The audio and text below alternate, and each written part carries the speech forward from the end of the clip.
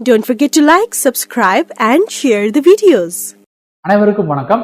இந்த வீடியோல நம்ம என்ன பார்க்க போறோம்னா டிஎன்பிஎஸ்சி குரூப் 1 இல்லனா குரூப் 2 க்கு தேவையான ஒரு கரண்ட் டாபிக் எடுத்து டிஸ்கஸ் பண்ண போறோம். ஓகேவா? சோ என்ன டாபிக்னு சொல்லி பார்த்தோம் அப்படின்னா ஆண்டு கல்வி நிலை அறிக்கை. ஓகே? சோ அந்த ஆண்டு கல்வி நிலை அறிக்கைங்கிறது யார் ரிலீஸ் பண்றாங்க, இது எதுக்காக கொண்டு வராங்க, இதுல என்ன மாதிரி தரவுகள் எல்லாமே நமக்கு கிடைச்சிருக்கு அப்படிங்கிற மாதிரி எல்லாமே எடுத்து இந்த வீடியோல பார்க்கலாம். ஓகேவா? ஃபர்ஸ்ட் செய்தியில பாக்குறப்ப ஜனவரி 28, 2025 வெளியிடப்பட்ட ஆண்டு கல்வி நிலை அறிக்கையின்படி கோவிட் தொற்று நோய்களின் போது கற்றல் இழப்புகள் காரணமாக நீடித்த சரிவுக்கு பிறகு பள்ளி மாணவர்களிடையே அடிப்படை கல்வி அறிவு மற்றும் எண்ணியல் இப்போது ஒரு சாதாரண மீட்சி ஏற்பட்டுள்ளது. ஓகேவா? ஸோ அந்த கோவிட் டைம்ல இருந்து என்ன பண்றாங்கன்னா அந்த ஸ்கூல் எஜுகேஷன் நம்மளுக்கு அந்த சேர்க்கை விகிதமோ இல்லைன்னா அவ கற்றல் விகிதமோ ரொம்ப ரொம்ப கம்மியா இருக்கு அப்படிங்கிற மாதிரி நமக்கு சொன்னாங்க. ஓகேவா? ஸோ அதுக்கப்புறம் என்ன பண்றாங்கன்னா இப்ப இருக்கக்கூடிய காலகட்டத்துல தான் அது மீட்சி ஏற்பட்டிருக்கு அப்படிங்கிற மாதிரி நமக்கு தரவுகள் மூலியமா சொல்றாங்க. ஓகேவா? ஸோ அதை சொல்லக்கூடிய அந்த தரவு அறிக்கையை பார்க்கறப்பதான் ஆண்டு கல்வி நிலை அறிக்கை அப்படின்னு சொல்லுவாங்க. ஓகேவா? ஸோ அதை பத்தி பார்க்கலாம். ஸோ ஃபர்ஸ்ட் பாயிண்ட் பாக்குறப்ப இது கிராமப்புற இந்தியாவில் குழந்தைகளின் பள்ளி மற்றும் கற்றல் நிலைகளை நம்பகமான மதிப்பீடுகளை வழங்கும் வருடாந்திர குடிமக்கள் தலைமையிலான கணக்கெடுப்பு ஆகும். ஓகே? வருடாந்திர கணக்கு எடுக்கக்கூடிய ஒரு அறிக்கை தான் இந்த ஆண்டு கல்வி நிலை அறிக்கை. ஓகேவா? சோ ஒவ்வொரு வருஷத்துக்கு எடுக்கிறாங்க. எதை பேஸ் பண்ணி பாக்குறப்ப குழந்தைகளின் பள்ளி மற்றும் கற்றல் நிலைகள். ஓகே? சோ கல்வியில அந்த சேர்க்கை விகிதம், அது போக அவங்க கற்றல் விகிதம் எப்படி இருக்குது அதெல்லாமே அனலைசிஸ் பண்ணி என்ன பண்றாங்கன்னா இந்த அறிக்கை வெளியிடுறாங்க. இந்த அறிக்கையை வெளியிடுறது யாருன்னு பாக்குறப்ப பிரதம் அப்படிங்கிற ஒரு தன்னார்வ தொண்டு நிறுவனம் தான் இந்தியா ஃபுல்லா டேட்டா கலெக்ட் பண்ணி அவங்க ரிலீஸ் பண்ணிட்டு இருக்காங்க. எப்ப இருந்து பார்த்தோம் அப்படின்னா 2005 இருந்து இந்த அறிக்கை வெளியிட்டு வராங்க. ஓகே? ஒவ்வொரு வருடமும் 2016 ஆண்டில் அந்த அறிக்கை ஒரு மாற்று ஆண்டு மாதிரிக்கு மாற்றப்பட்டது. அங்கு அடிப்படை அந்த அறிக்கை அல்லாமல் ஒவ்வொரு மாற்று வருடமும் நாட்டில் அனைத்து கிராமப்புற மாவட்டங்களிலும் நடத்தப்படுகிறது. ஓகேவா? சோ அதுபடி பாக்குறப்ப அந்த பேசிக். ஓகே? சோ அடிப்படை ஆண்டு கல்வி நிலை அறிக்கை அப்படிங்கிற மாதிரி ஒண்ணு உருவாக்குறாங்க.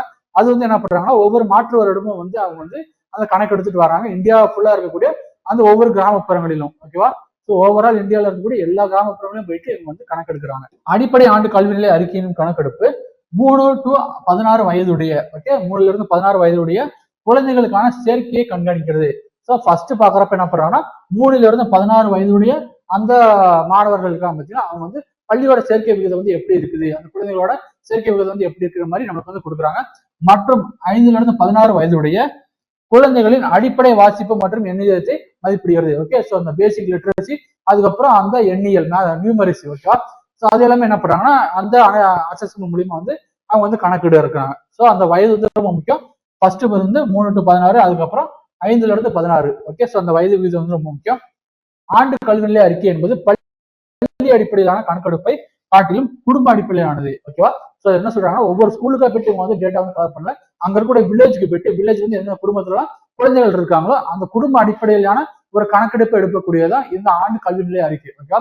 சோ அது மேபி இருக்காங்கன்னா ஸ்கூலுக்கு போய் மட்டும் நம்ம எடுத்தோம் அப்படின்னா அந்த ஸ்கூல்ல சில பேர் என்ன பண்ணிருக்காங்க, சில பேர் சேராம இருந்திருக்கலாம், அதனால வேற பேர் குழந்தை தொழிலாளர் கூட இருந்திருக்கலாம். அந்த மாதிரி விஷயம் நிறைய புறங்கள் இருக்கிறதுனால ஒவ்வொரு வீடுகளுக்கா போயிட்டு அந்த குடும்ப அடிப்படையிலான ஒரு கணக்கீடு எடுத்துக்கிட்டு இருக்காங்க. ஓகே? ஸோ அந்த பிரதன் அந்த தன்னார்வ தொண்டு நிறுவனம் இந்த வடிவமைப்பு அனைத்து குழந்தைகளையும் சேர்த்து கணக்கிட உதவுகிறது, பள்ளிக்கு செல்லாத அல்லது இடைநிறுத்தப்பட்டவர்களை. ஓகே? ஸோ 2 பேருமே என்ன பண்றாங்கன்னா இவங்க ஆட் பண்ணி தான் இந்த டேட்டா கலெக்ட் பண்றாங்க அப்படின்னு சொல்றாங்க. ஓகே?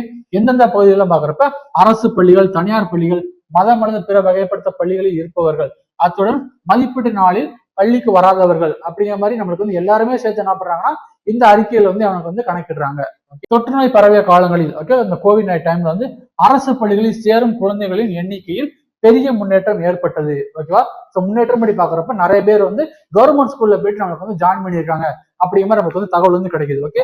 ஸோ எப்படி பாக்குறப்ப அரசு பள்ளிகளில் சேரும் 6 to 14 வயது குழந்தைகளின் விகிதம் 2018 எவ்வளவு இருக்குன்னா 65.6% தான் இருந்திருக்கு. அது 2022ல 72.79% அதிகரிச்சிருக்கு. ஓகேவா?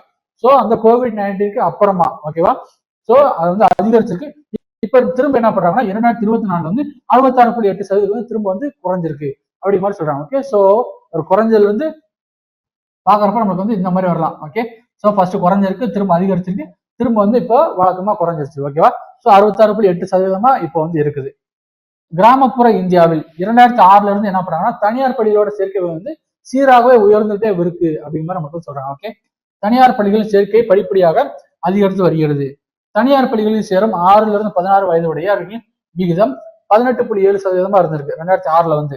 ஓகே, ஸோ இப்ப பாக்குறப்ப 2014 30.8% இருந்து இப்போ வரைக்கும் அப்படியே அந்த பெர்சன்டேஜ்ல தான் இருந்திருக்கு. ஓகேவா, ஸோ அந்த சீரா வந்து அந்த 30க்கு மேல இருக்கக்கூடிய சதவீதத்துல தான் தனியார் பள்ளிகளோட சேர்க்கை விகிதம் வந்து இருக்குது. 5 வயதுக்குட்பட்ட குழந்தைகளுக்கான முன் தொடக்க பள்ளிகளில், ஓகே, ஸோ இந்த ப்ரீ ஸ்கூல் அப்படின்னு சொல்லுவாங்க பாத்தீங்களா, அது மாதிரி முன் தொடக்க பள்ளிகளில் எந்தெந்த மாநிலங்கள் எல்லாம் அதிகபட்சமான அந்த மாணவர் சேர்க்கை வந்து இருந்திருக்குன்னு சொல்லி பாக்குறப்ப கர்நாடகா, குஜராத், மகாராஷ்டிரா, கேரளா மற்றும் நாகாலாந்து. ஓகே, ஸோ இந்த மாநிலங்கள் என்ன பண்ணுறோம்னா 90க்கும் அதிகமான மாணவர் சேர்க்கை விகிதங்களை கொண்ட மாநிலங்கள் அடங்கும். ஓகேவா, ஸோ இந்த மாவட்டங்கள்ல தான் 90% மாணவர் சேர்க்கை வந்து அதிகமா இருந்திருக்கு. அப்படிங்கிற மாதிரி நம்மளுக்கு வந்து இந்த ஆண்டு கல்வி நிலை அறிக்கை அப்படிங்கிற ஒரு அறிக்கையில் வந்து நம்மளுக்கு வந்து தரவுகள் வந்து கிடைக்குது. ஸோ இந்த வீடியோல நம்ம என்ன பார்த்துருக்கோம் பாக்குறப்ப ஆண்டு கல்வி நிலை அறிக்கை அப்படிங்கிற மாதிரி ஒரு அறிக்கையை பத்தி பார்த்துருக்கோம். இந்த அறிக்கை எது சம்பந்தப்பட்டதுன்னா மாணவர் சேர்க்கை. ஓகே, ஸோ அந்த வயது இருக்கு பார்த்தீங்களா, அந்த வயதுடைய மாணவர் சேர்க்கை மற்றும் அவர்களுடைய அந்த அடிப்படை அறிவு மற்றும் அந்த எண்ணியல் இதை ரெண்டு கலெக்ட் பண்ணக்கூடிய ஒரு அறிக்கை தான் வந்து ஆண்டு கல்வி நிலை அறிக்கை. இதை தயாரிக்கிறது யாரும் பார்த்தோம் அப்படின்னா அந்த பிரதன் தன்னார்வ தொண்டு நிறுவனம், அவங்க தான் வந்து இந்த அறிக்கையை வந்து தயாரிச்சு வெளியிடுறாங்க. ஓகே, ஸோ இந்தியா ஃபுல்லா இருக்கக்கூடிய கிராமப்புறங்களுக்கு போயிட்டா இவங்க வந்து டேட்டா கலெக்ட் பண்ணி அதை வந்து அனலைசிஸ் பண்ணி இதெல்லாம் ரிலீஸ் பண்றாங்க. ஓகேவா, ஸோ அது எப்படி பாக்குறப்ப அதோட ரிசல்ட்ஸ் என்ன இருக்கு, டேட்டாலாம் எப்படி கிடைச்சிருக்கு, அதை மேலே டிஸ்கஸ் பண்ணியிருக்கோம். ஓகேவா, ஸோ இதை பத்தி வேற சந்தேகம் இருந்துச்சு அப்படின்னா கீழே கமெண்ட் செக்ஷன் வந்து போடுங்க, கண்டிப்பா ரிப்ளை பண்றேன். ஓகே, ஸோ அதுவரை உங்களிடம் விடைபெறுவது உங்கள் கணேஷ் ஐஎஸ் அகாடமி. தேங்க்யூ.